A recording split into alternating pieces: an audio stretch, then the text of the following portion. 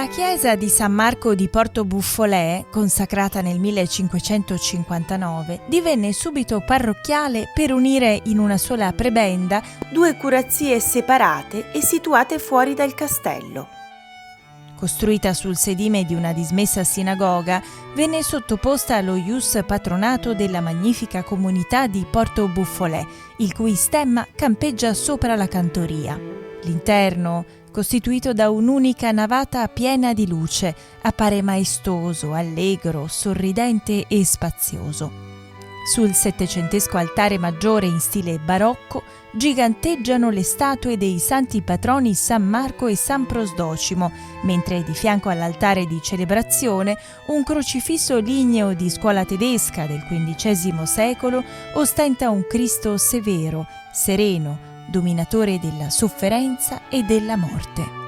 Un elegante altare laterale ospita la statua di Sant'Antonio di Padova, attribuita a Giuseppe Bernardi, detto il Torretti, maestro di Antonio Canova, e caratterizzata da una raffinata e lievemente sensuale palpitazione delle superfici.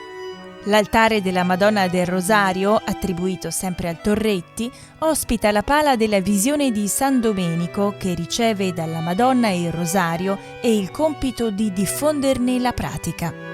Veri gioielli del Duomo sono l'armonioso e delicato organo portato nel 1780 per barca lungo il Livenza, il battistero cinquecentesco e la pala della Madonna Assunta di Francesco da Milano, commissionata intorno al 1538 da Don Domenico de Carpentaris per l'altare maggiore della chiesa di Santa Maria di Settimo, allorché venne elevata a parrocchia. Il soffitto della navata riassume la storia religiosa di Porto Buffolè.